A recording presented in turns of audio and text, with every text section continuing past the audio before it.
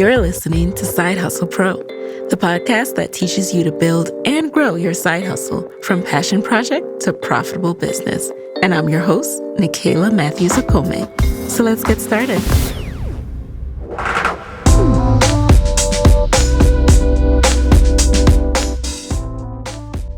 Hey friends, hey, welcome back to the show. It's Nikayla here, and I am back with an awesome new episode. Today's guest is Kimberly Brown. Kimberly is a career and leadership expert whose mission is to help women and people of color navigate the workplace, make more money, and become industry leaders.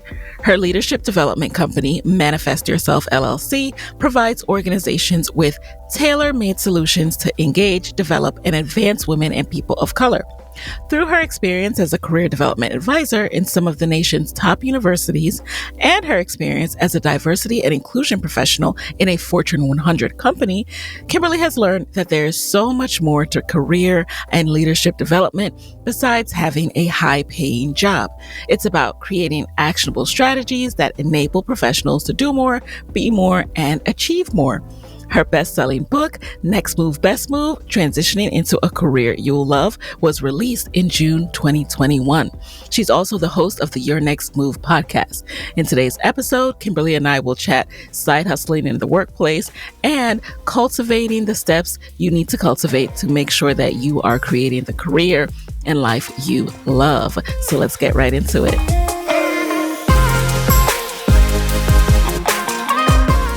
Well, welcome, Kimberly, to the guest chair. Thank you for being here. Thank you for having me. I am wildly excited. Me too.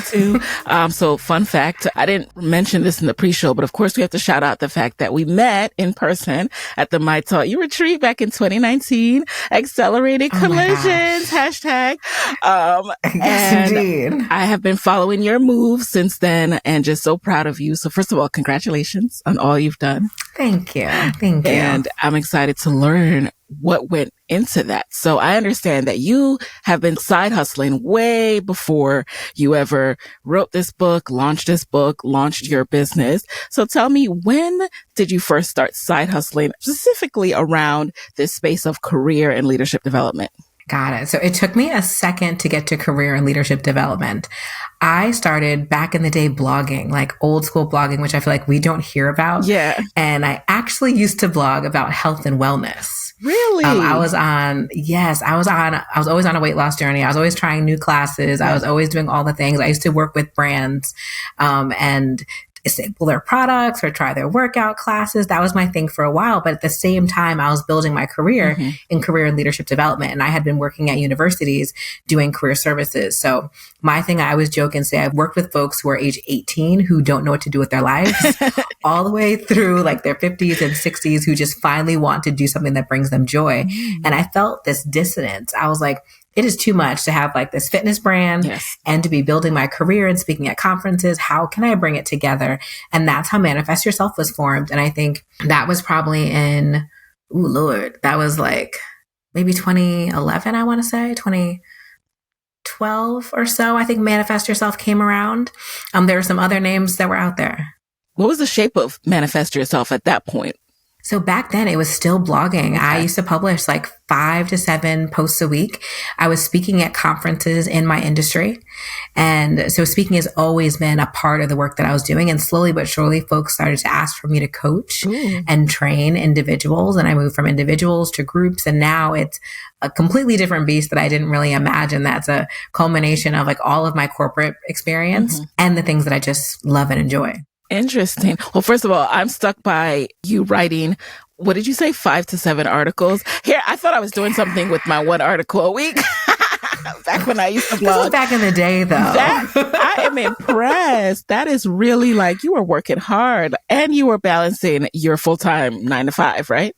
Oh, yeah. It was nuts. It was one of those, like, when people say, like, oh, okay, you get up at 5 when you work on your business. You work on your business from like 5 to 7. Then you get ready for work. That's exactly what I did every single day. I actually had an accountability partner, probably for almost 2 years. We used to get up every single morning and we'd be on video, mind you, at like 6 a.m. setting our goals for the week when we both had our corporate jobs. And it kept me highly accountable. I am highly so accountable. impressed. You were Zooming before there was a Zoom. That is amazing. I don't remember what it was. Was it Zoom? Was it like Skype, maybe? Google something? I don't know something? what it was. Okay. It was Skype. It had to have been Skype. Yes. It had to be Skype. That is awesome. So now you transitioned into also you're trying to climb the corporate ladder. You have this business on the side. What was your vision?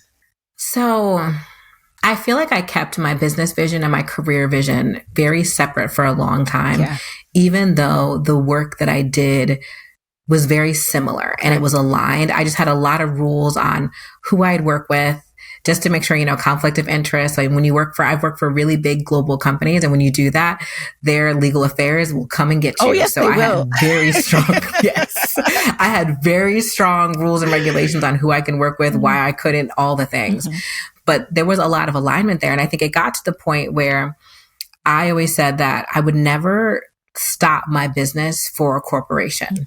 So I literally prayed this prayer. I would never pray no mess like this again because it was terrible. But I said, like, God, I will make the decision when I can no longer do both. And that is exactly what happened. I was so stressed and so tired and so overworked. I had to make a decision. And I think that is when I truly had the vision for where I wanted my company to go. I think originally it was very coaching focused, but now so much of my work is a lot of speaking, which a lot of people don't see on the internet. I think people will ask like, oh, you're just on Instagram and you have fun. I was like, yeah, no, I work for a lot of like Fortune 100, Fortune 500 companies developing leadership development curriculums, doing diversity, equity, inclusion, belonging consulting. That's where really my bread and butter is. So now I think the vision for my company is really documenting these processes and building out curriculums for women and people of color that help them not make the mistakes that keep them in some of the lower levels of the companies and get them into at least mid-level, if not senior management in time. Okay. I know what that's like. When you're doing something, you're not always chronicling it, and people might not realize just how much time you spend in your business doing that. So it's a reminder to all of us that no, we have to show what we want people to know at the end of the day, especially if you want people to come to you for that service or that speaking gig. Before we get into this entrepreneurship life, I want to touch base on the fact that you weren't necessarily looking to leave corporate America. I know you emphasize that you are not into how people demonize, and having a 9-to-5 and all that. You really enjoy doing both. And you said, hey, I will do it as long as I can. And I listened to your podcast where you talked about wrestling with how can I encourage people to grow in corporate America, but I left. So how did you reconcile those two points of view? Yeah, it definitely was tough. I felt like, am I a traitor? Can I still help 9-to-5ers? If I'm not a 9-to-5er, yes. It took me a second to realize that my whole career, like once I understood what I was doing, my whole career is really about helping people navigate the world of work. That is my skill. In the same way that someone can code or someone could do graphic design or whatever else, and they can use that in every other facet. That is my skill.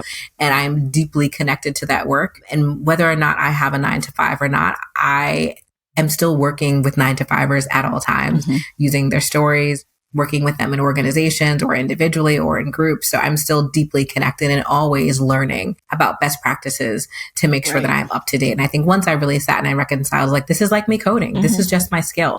This is me understanding how to do these things. It is a-okay. But it definitely, when I first left, I grappled with my identity for like a minute. I was like, who am I? Without saying I'm the blah, blah, blah here. Yeah. The identity shift is real. When you leave your job, the identity shift is so real. And it is your gift. It is your talent, what you're doing now. And it just so happens that you can't do both in order to impact the lives that you need to impact. So I was just thinking this last night, actually, when I think about 9-to-5, it's not like I'm against it. And matter of fact, I started working in 9-to-5 at 16. Like, that was my first internship. So I've been seeing things, right? And I have opinions about things and how people get into senior leadership just because of years spent versus readiness to be managers, and how that whole pipeline needs to shift. And so for you, being able to say, hey, I'm seeing these patterns. I recognize that I was able to navigate it, but not everyone is. Let me just stop what I'm doing and just focus on this problem that needs to be fixed because corporate isn't doing it. And so in order to do that work, I recognize that you can no longer actually stay in the matrix, so to speak. Yes. Oh, that is so amazing. I think when I think about my careers, as much as I had a talent in building out strategy or talent acquisition or the actual fundamentals of career coaching, what I loved most was developing people. Yes. I used to joke and say, if I could just manage the people, but not manage the work, that would be the best job ever. But that's obviously not a job. That's crazy because I would want the opposite. I would want the opposite. I hated the people part. Oh my gosh. I love it. I don't want to work on your growth plan. I don't want to manage you. I do not want to talk about your 5-year plan. That's the thing about managers. I'm like, I think we all have like our side, but that's the part that gets me excited, which is what I get to do now every single day, whether I'm doing a keynote, a workshop, whether I'm coaching, consulting. It's all about making sure people know how to navigate and do all that coaching that I was able to do when I had teams. Okay, so for people listening to this podcast, I know that some of you guys listening, you wrestle with, yes, you have business ideas and side hustles that you do. You like doing them as side hustles, and that's great. You can keep them as side hustles, but you also want to thrive where you are and make sure you're not being taken advantage of, that you're not settling, and, you're still growing in your career. So what advice would you give to our listeners who are in that place right now? Exactly where I was. I think the biggest thing is to make sure you have a vision for both. What does the ideal state look like? And take the time to reverse engineer it. In my book, I feel like every time I do an interview, I talk about career strategy. And I think I talk about it all the time because most folks don't have it. Most folks just think about, all right, well, I want this job. I want this money. That is it. How can I get it? But they will reverse engineer every other goal they have in their life. And they wonder why their career doesn't move or their business doesn't move. You have to reverse engineer by understanding what is the ideal state and literally deciding what are the actions, what are the milestones, what are the gaps, what are the opportunities that you have in order to bridge it. So I tell them to make sure you really have a clear understanding of where you want to go, what it needs to look like. I think if as a side hustler, it is beautiful. I loved it. Absolutely loved it. But it got to a point where it's like, okay, I literally have to stop and put a cap on how much work I can do because I won't be able to maintain both. And I think that happens when your business starts to get successful. Or I'd have to cap the type of work that I did. When I talked to business coaches back in the day, it was funny when I was working full time and I had business coaches, I would be able to be in programs where my revenue didn't necessarily hit the numbers, but I was making more sometimes than full-time entrepreneurs were because I was just crazy. I was hustling. I was doing way too much. There was always this interesting juxtaposition because they'd always tell me like, Kimberly, you have a real job. Okay, you have a real job. Like my last job, I was a global director, which means you work global time zones. I had a huge team. Like it was a thing. It's like you don't have the bandwidth. I wasn't working in a job that gave me a lot of freedom. I don't remember really even, I took vacation, but my phone was definitely there with the email on it. I think there's different types of jobs you can have. Sometimes you can side hustle and you can have a job that isn't as stressful. So it gives you more capacity for your business. Right. Sometimes if your job is super stressful, you have less capacity for your business. So I think that has to be a part of your vision too. How much time do you want to dedicate on both sides? Right. And we didn't even talk about adding in family, relationships, friends. Course. We didn't talk about any of that. No. We're just talking about two. Yep. I like that word that you use, capacity, because that's it right there. I used to joke with my friends, especially coming out of business school, like a lot of them go into consulting.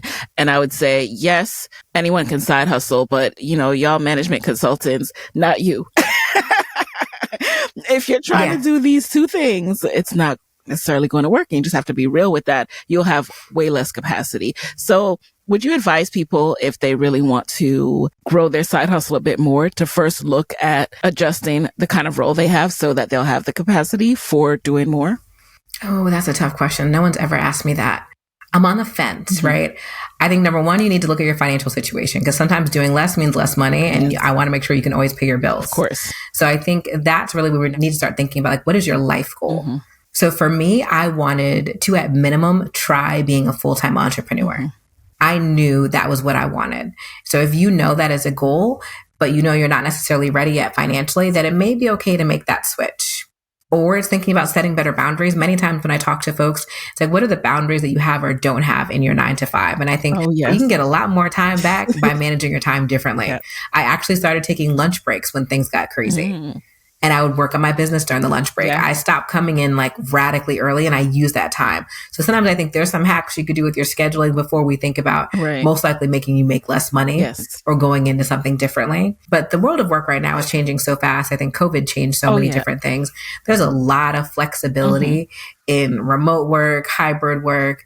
There's a lot of flexibility that people can consider now that may allow them to still make good money and grow their side hustle until they decide what works for them. That's so true. And I like that you mentioned reevaluating your life goal, because you're right. If you don't have a goal or see yourself going to the C-suite at that company, if you're killing yourself to get there early, never take a lunch break because you're trying to show and prove, you have to assess, well, why am I doing this? Like, am I just doing this because I like gold stickers on the chart and I like being praised?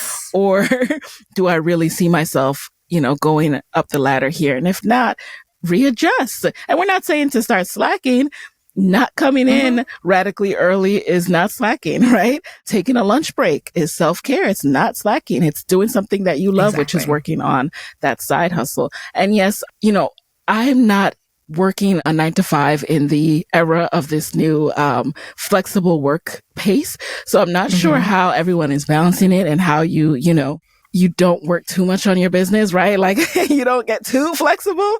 I don't know how people are navigating that, but what are you seeing? There are folks out here in tech who have 2 full-time remote jobs. I do know that. What am I saying? I do know that. Yes. People are doing the absolute most. You know what? I'm going to plead the fifth, but I may or may not know some folks doing that. I most definitely do too. So I'd say that everyone's experience is completely different. I tell my folks at all times, when you're applying to any job, you need to have insider information. You need to actually understand what is happening at that company. What is the culture like? What's okay?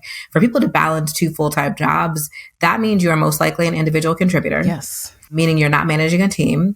Your job is fairly task oriented. So it's like, I do this and I'm done. I do this and I'm done. Yes. That's easy to manage. And you most likely don't have a heavy meeting culture.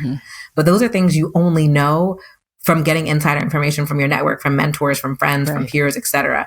Because you can't get yourself into, I know every culture I've worked in is a debt culture, a meeting culture, not a 9 to 5 culture, more of a, when you start and when you end type of culture. So I would not be able to balance 2. You said a debt culture, like deck. So everything has to be presented in like slide a PowerPoint deck. Yes, slide deck. Okay. Yes. And you spend hours building these decks. Oh my gosh. So, all right. So now let's jump back into you making the leap. What did you do to prepare for that? I know you are a person who would not make that leap lightly. So what did you do to prepare mentally and financially? So it's funny. I went to an event, a business event in Atlanta, the January before I left. So it was January 2021. I left in May 2021. Okay.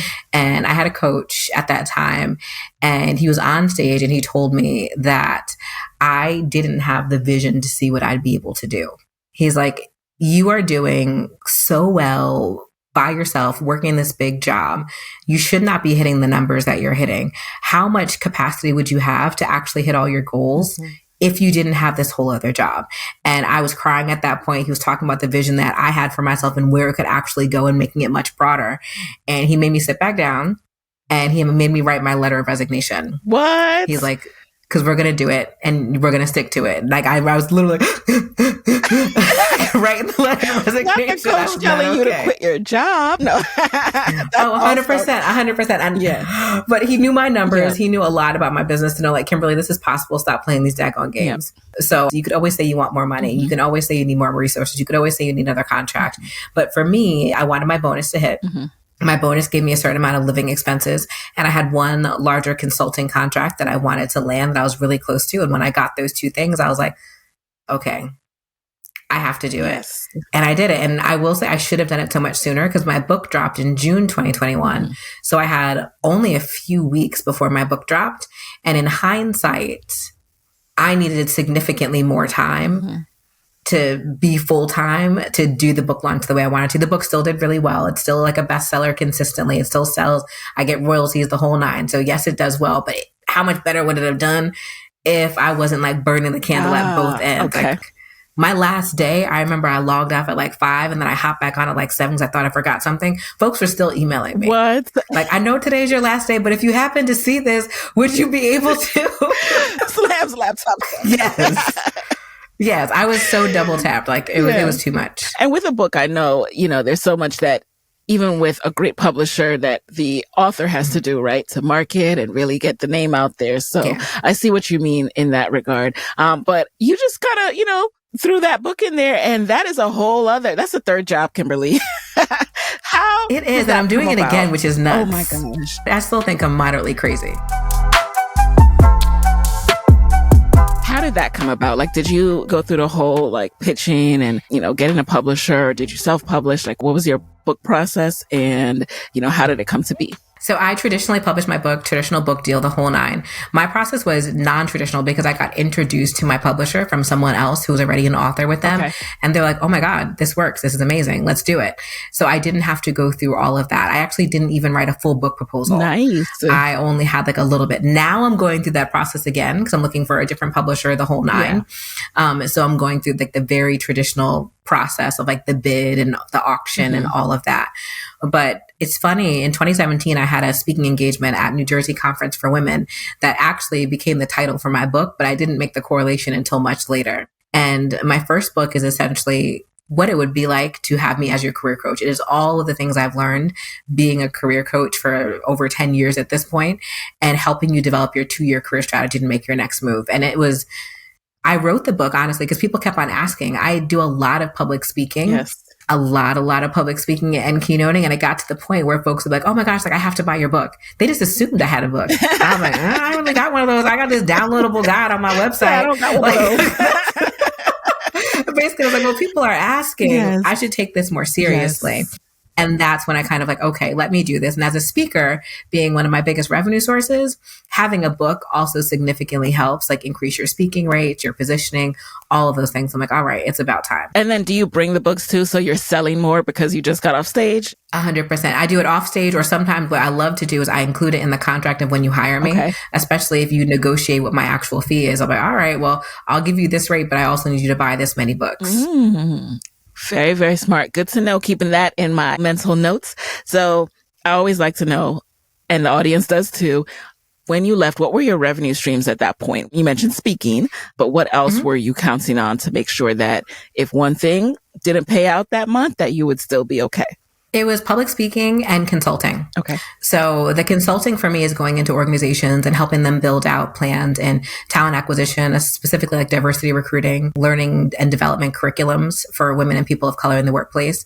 I joke and say it's really that magic middle, like the folks who are doing all the work and doing all the things, but they're not quite senior managers, but they're also not super entry level. I build out curriculums in that area, or like longer term diversity, equity, inclusion, belonging strategy. So I did consulting on that side and lots of speaking. Got it. How did you build out this business while having this global director role? I was crazy. That's number one. But I will say that my speaking has been the funnel for almost every other facet of my business. The more I speak and I fine tune what audience I'm in front of, at this point, I know what audiences will make me money.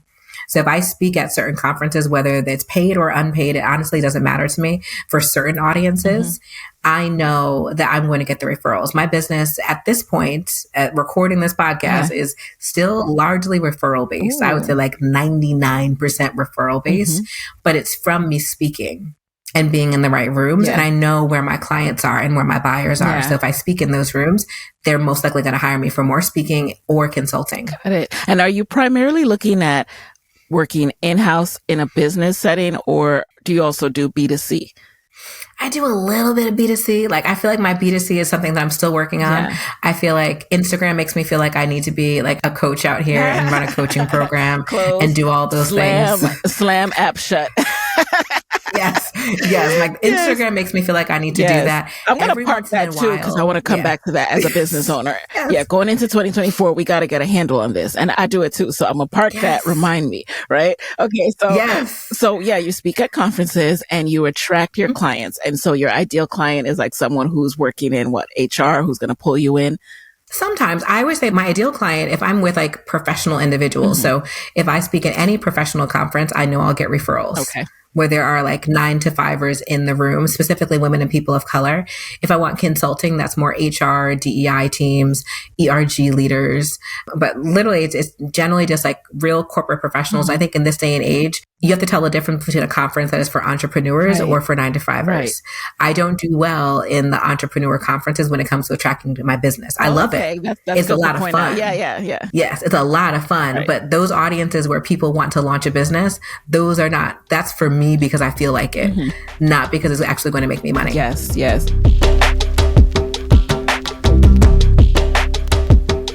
Let's talk about that. It's so important to know who your client is, because sometimes, although it feels good, and sometimes even though the conference looks shiny and you know all the cool people are there, you might not actually walk away making no money.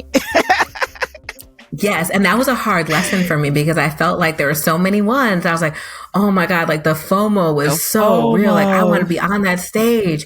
But for people who really want to become entrepreneurs, they don't want to hire no one to talk about their 9 to 5. They don't want to be there. They don't. So I can go and talk about entrepreneurship. I can because I'm an entrepreneur too, but they're not going to hire me for anything else. Because they don't want to be there. I have to keep on telling myself that, like, you don't need to, and that means I don't need to be there. Right. It's so important to know. And it's so funny because, as I was thinking of having you on the show, I'm like, well, will people get what I'm trying to share? Because I just think that we all need to be strategic as we're navigating the, 9 to 5 space as well. And one of the things that helped me in launching my own business is that strategy. And it's only in hindsight that I realized I thought like that. Like I only wanted to be an individual contributor. I was laser focused on my life goal. Even though I was in the space, I was showing up, definitely shining at work, being a star. But I knew where I wanted to go. So sometimes people even would ping me and say, hey, are you interested in that role? And I would say, no, because that role looks like too much work. And I am trying to be my business and be out of here, So it's important to know the difference. Right. I think I struggle with that too sometimes, reminding myself that like I'm not a 9 to 5er. I am an entrepreneur, but I'm an entrepreneur who helps 9 to 5ers. And sometimes that intersectionality, it's always interesting for me. But I think there's a lot of entrepreneurs. I'm in a lot of communities that do all B2B selling. Yes. So, and that makes it's just a little different. Like the conversation is just a little bit different when you're B2B versus B2C. Right. And the twofold thing I want to mention again too, just what I hope this episode will help with is, yes, there's the first part of it that even if you plan to or hope to leave one day, I want you to be smarter about how you navigate it. So you're still getting the coins you deserve and all that stuff. But also, if you have no interest in leaving whatsoever, then just make sure you're not getting stagnant in what's comfortable. Right. So I think Kimberly's book 100%. Is a great place to start with that because it's real easy to kind of get discouraged by the job market sometimes, or, if you want to pivot into something completely different to feel like, oh, I'm too old to start over and all those kind of limiting beliefs. And that's absolutely not true. 100%.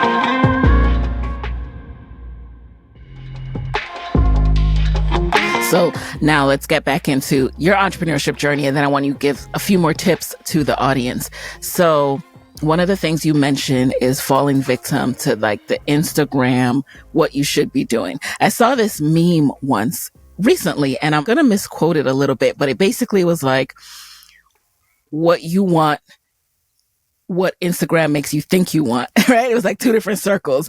And every day I keep that in mind because I swear every single time I sign on to Instagram these days, I'll be so happy. I feel like I go in there happy and then I'll see a post. It could be something like, okay, perfect example, right? We did family photos in 2021. Great, wonderful. But after that experience, I was like, you know what? I didn't enjoy this process. I didn't enjoy setting up the photo shoot, getting my makeup, like all of the woo-ha that goes into it. It was a lot, right? But it's that time of the year. You start seeing the holiday photos. And again, I have to remind myself what I want, what Instagram makes me think I want. All right. 2 different things. 2 different things. Okay. Don't get distracted. In your experience, what are some of those things that for you want, but Instagram makes you think you want something else? Oh my gosh. So Instagram, I think the hardest thing is Instagram makes me think I need to build a business doing strictly just B2C. Like I need to just always be like, I need to be coaching, whether it's individual or group coaching. Like I have to. When I actually pull my numbers, it is not worth my time. If I'm very honest, it is not. I appreciate and the sell your is honesty. so much harder for me. I appreciate your honesty. I do. It is not. But I love it sometimes. Like literally, I sold a program in a Google document this year because I just had the urge to coach. Yeah. I had the urge to have a community and do it not at a corporation where I have more rules and regulations. Like I wanted to do it for myself, for Manifest Yourself. So I didn't build out a fancies. I put it in a Google Doc. Highly embarrassing. And I was like, basically, that's y'all not embarrassing. That's smart. Okay. It worked. But I had like 17 people sign up. Yeah.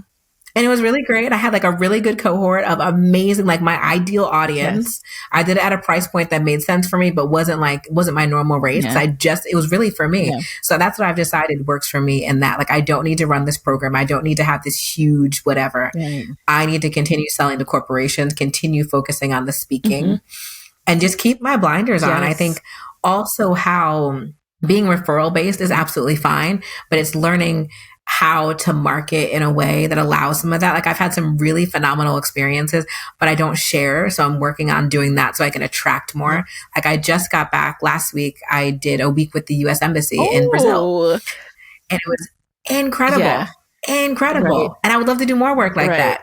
But did I share? I shared in my stories a little bit. Like, oh my God, we're the same person. Literally yesterday, I just did something and shared in my stories. And you know what happens?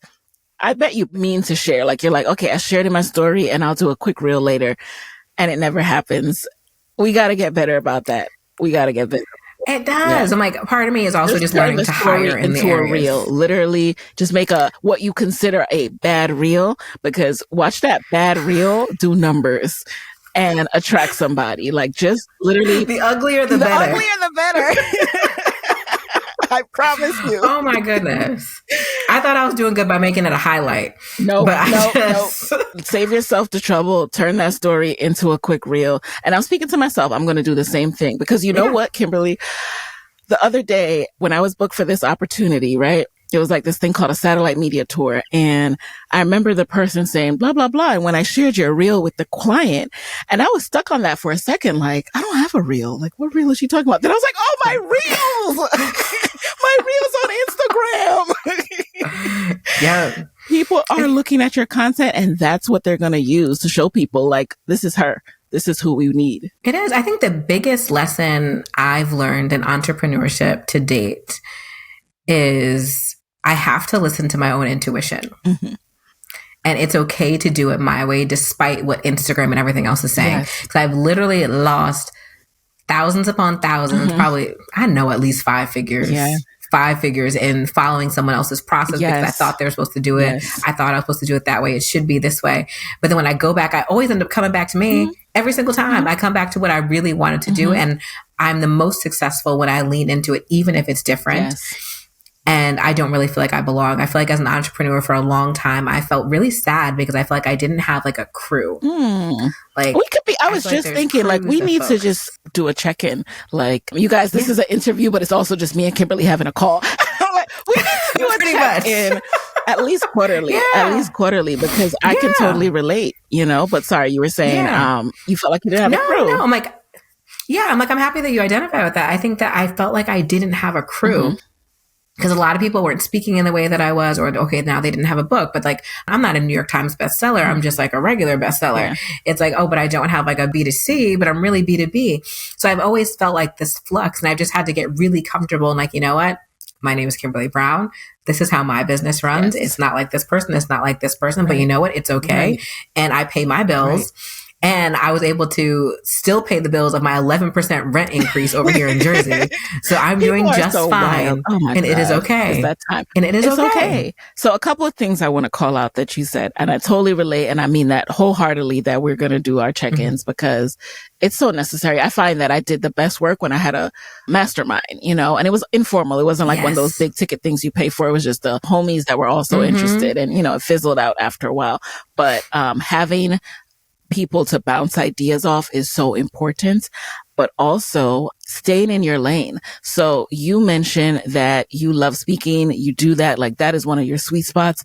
And I've tried to get into that, right? Because people want me to speak. I'm talking about like going to a speaking engagement, not like a satellite media tour, which anyone listening want me to do with SMT. I'm here, right? Because you go, you do bang it out in a few hours. I have tried to do the speaking engagement circuit thing, and it's just not something I love doing. Like, and it's not even about the money. Like I have to really, really love an organization, and everything has to be right for me to want to speak somewhere. Whereas you love that. So if I was to say, hey, that's working for Kimberly, I need to just do that. 2024, I'm going to be speaking. That's not going to work for me because in my heart, every time it's time to travel, I'm going to be annoyed. I'm going to be like running ragged, trying to get my kids to the childcare and all this different stuff. So it really is important to know what worked for you and put those blinders on. Yes.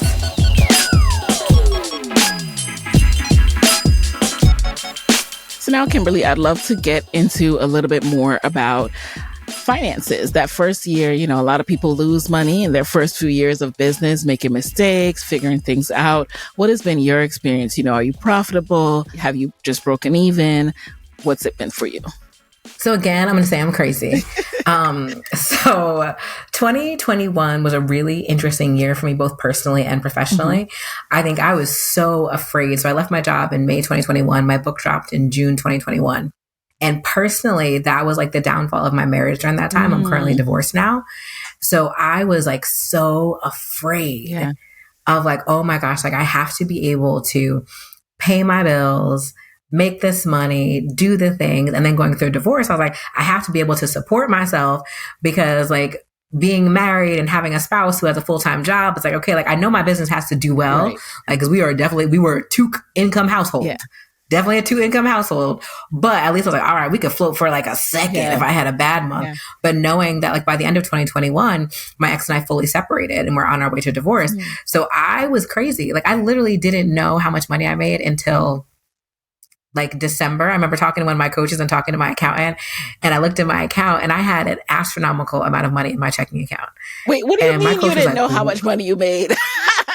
I was just sending invoices and working. I was just working. I took every engagement, every consulting thing. I would just send the invoice and go, send the invoice and go. So if you had asked me what my numbers were, I wouldn't know. Really? I think I almost 4 times my revenue my first year out of business. Nice. So I went right past like hitting my first 6 figures, like and hit multi-6 my first year. And I was like, oh. But I didn't know until like December. I remember looking at my account and my coach was like, what is wrong with you? You're going to get slammed in taxes. We need to put this here. I've never heard this. Like, this is not a common refrain over here. Like most, I'm like, what do you mean? I'm still trying to so you never logged in? Not one time. You didn't say, hey. And I am always thinking about taxes too. Like you didn't say, oh, let me log in so I know, what the tax man is coming for. No, I was just working. Yeah. I took on as many clients as possible. I love speaking and I love media and press. I had a publicist who had me on like multiple markets a day through like that entire summer. Yeah. And I was sad just going through like the downfall of my marriage. Okay. I wasn't paying no mind. I was like, I'm just going to work. Yeah. I am going to work. And when things calmed down around like December, like mid-December, I remember logging in and I got cursed out. It was exciting. It's a good problem to have, but I just went crazy. Now I'm really working on finding a little bit more balance because working at that level isn't necessarily sustainable. I don't want to be working like that. Just so to make sure I understand. So this was when you had already left your corporate job, right?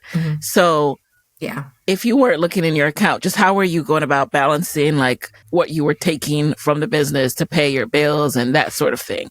I kind of took my money out like quarterly, like, okay, this is going to work for the next 3 to 4 months, the next 3 to 4 months. And I knew because I was sending invoices, I had it. And I knew like, okay, like I just booked like another 20K speaking engagement. So like, that's going to cover this part. So I knew like I have it, but I never looked like it was very much singular focus. Like I knew I sent this invoice out for this amount of money. So I know I'm okay. but I never really looked in, and I knew about, okay, it takes this much money to run my business. And I sent this other invoice, so it's okay. But I didn't look at it. I'm much better now. This is terrible, highly embarrassing. I'm telling you this, that I was just out here on a wish and a prayer. I'm the type that I'm like, oh, this invoice has not been paid yet. Hello. Like, I don't even have anyone handle that yet. I'm just like, hey, where's my money?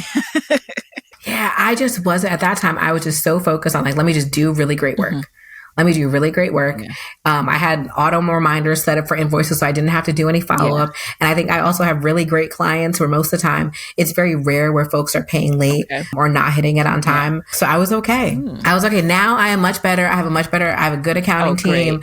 I look at my numbers at a regular basis. Great. I'm not just out here on a wish and a prayer method. I have a strategy depending upon when people pay, all the things. Back then though, I was just like, can I just pay my rent and make sure that I'm okay and I don't have to like move back to Connecticut with my parents? And yeah, I mean, it's understandable with all that you had going on. So it's just, I hadn't heard that before. So I just needed to clarify just a tad bit.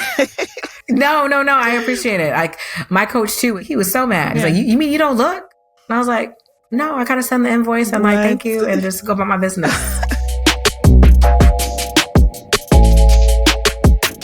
So before we jump into the lightning round, are there any like key nuggets or maybe like a 5-step that you normally give to people so they can get their ducks in a row to start thinking about, make it their next move, their best move? So I think number 1, go for what you really want versus what you think you can have. What you really want, not what Instagram says that you should want, not what your spouse or your partner, like what you really and truly want, the thing that you wake up in the middle of the night and you can't stop thinking about, go for that thing. Don't find the plan B or C. Go for the really big thing. Number 2, like make your plan and write it down however you like to do it. I like to do vision boards.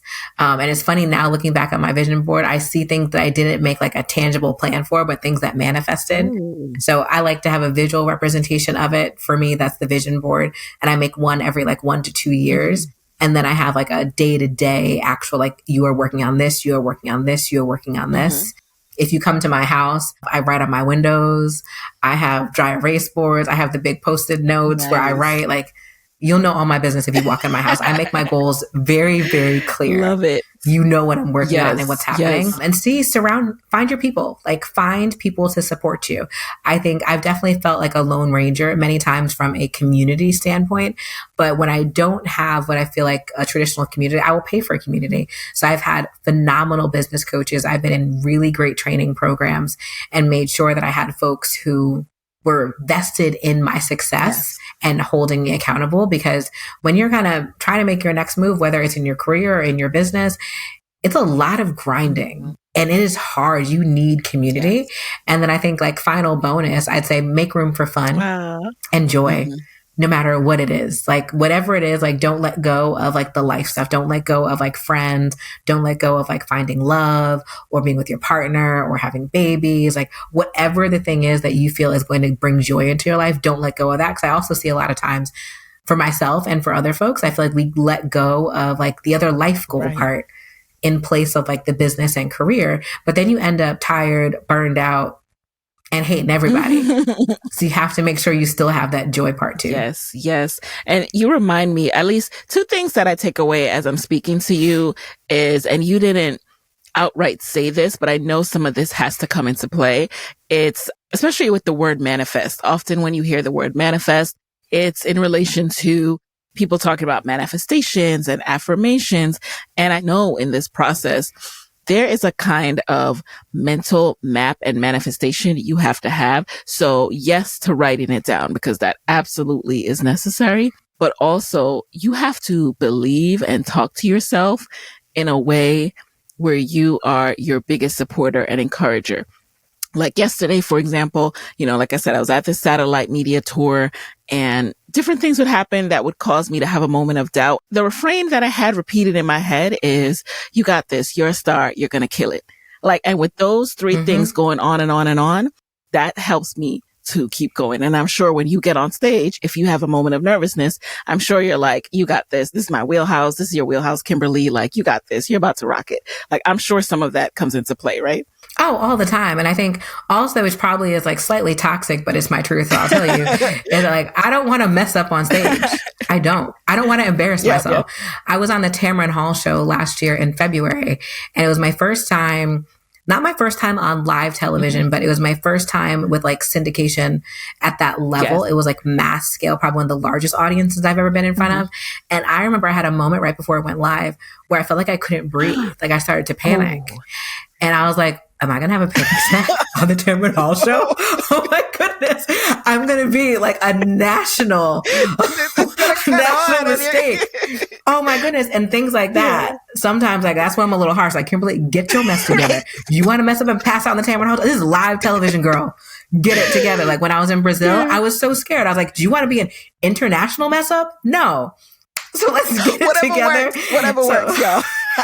Yeah. So I do the nice stuff. I do the nice. I have the affirmations. Like I have one right in front of me right now. Like I will not play small to be fake humble because the vision for my life is not small.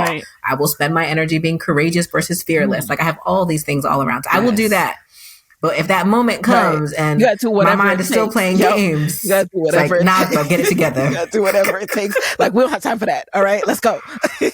Whatever. Exactly. I will nap it in the bud real quick. I hear that. All right, so now let's jump into the quick lightning round. You know the deal. You've heard us answer the first thing that comes to mind. All right, so first things first, what is a resource that has helped you in your business that you can share with the Side Hustle Pro audience? I love the Profit First method. All right. Absolutely love it for accounting. The book is great. It's something that you can do by yourself. And it could really change like your cash flow. Okay. Absolutely love that. All right. Number 2, who is a non-celebrity Black woman entrepreneur who you would want to switch places with for a day and why?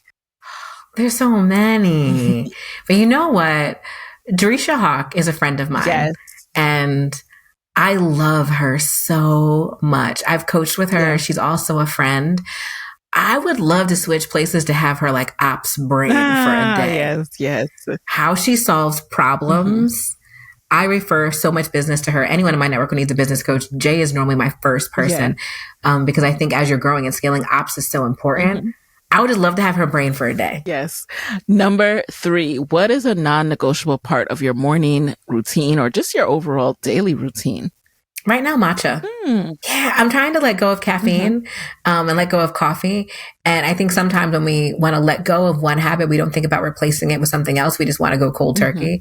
And I give myself the moment every morning to wake up, get out of bed, put my robe on. I bought the robe from Nazook at that retreat where we met because I loved it so much. Yeah, so I put on my Nazook robe so I feel nice and fancy. I go make my matcha. It's a whole little process. I take my vitamins. I just take a moment. That's how I start my day, to just be calm. Yes. That calm moment. You're so right about that. I love it. All right. What is a personal trait that you think has significantly helped you in business? My resilience. I think that I have a personal story that I'm not really good at sharing a lot, but I think I've had a lot of personal hardships and experiences that have made me extremely resilient. And I really believe, I think I've seen it on Instagram too, where it's like, you have made it through 100% of your bad days. Like you are capable. And I always remind myself of that. Like I've been through some pretty crazy, not so good things. And I'm still here. I am still okay. I am still successful. And I'm really proud of that. I think my resilience has allowed me. I may have my moments where I'm like, Kimberly, this don't look too good, but I know I can figure it out. Yes. That figure it out thing. What is Marie Forleo's book? Everything is figure outable. That phrase too helps me through tough moments. Yes. And then finally, what's your parting advice for fellow women side hustlers who want to be their own boss, or people in the corporate world who want to just thrive, make a change, but they're worried about these limiting beliefs that they have in their head, whether that's losing a steady paycheck, upsetting their boss, what have you? Got it. So I think the way I say this most of the time, like 9 times out of 10, because it's applicable, when everyone asks for my parting advice. And it's always the Manifest Yourself Manifesto, which is you must believe in yourself and your vision. When you do this, you will manifest the life you desire. And I say that because for all the things that you want, whether you're a 9-to-5, whether you're an entrepreneur, whether you're a side hustler, whether you want to continue to be a side hustler or go full time, you have to believe in whatever your vision is, which means you need to create it. You have to believe in your vision. You have to believe that you are the person to bring your vision to life. And then that allows you to take inspired action every single day to actually manifest that. When I think about manifestation, it's a very active process for me. We can put it on the board and do the thing, but we have to take the actions every single day. But none of that happens. Like, you can't take the action and not believe that it's you who can do it. It has to come from there first. So I think whatever it is, like, let's get clear in your vision and it can happen. I love that. And one thing I've heard you say also is manifest is a verb.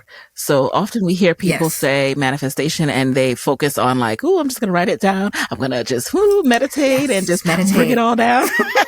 Bring all that. I love we're doing the same motion. We're like, yes, this is manifestation. It's the rock. No. Because I've actually started doing more of an actual manifestation process lately. And I don't know how much I'll share because people think it's woo-woo, but it's actually a verb. It helps me to focus my actions by remembering and focusing on what I want and then what I need to do to bring that to be. So thank you for reminding us that, and all that you share. Everyone go out and grab Kimberly's book. Tell us where we can get the book and where we can stay in touch with you after this episode. You can get the book wherever books are sold, Amazon, Barnes & Noble, etc. Next Move, Best Move, Transitioning into a Career You'll Love. Applicable, honestly, for 9-to-5ers and entrepreneurs, because as entrepreneurs who are growing your businesses, you need to also make sure you're doing a lot of these things for your team as you're growing. And you can find me everywhere, KimberlyBOnline.com, and then Kimberly B Online on all of the socials. All right, guys, and there you have it. Hey guys, thanks for listening to Side Hustle Pro. If you like the show, be sure to subscribe, rate, and review on Apple Podcasts. It helps other side hustlers just like you to find the show. And if you want to hear more from me, you can follow me on Instagram at Side Hustle Pro. Plus, sign up for my 6-bullet Saturday newsletter at sidehustlepro.co/newsletter. When you sign up, you will receive weekly nuggets from me, including what I'm up to, personal lessons, and my business tip of the week. Again, that's sidehustlepro.co/newsletter to sign up. Talk to you soon.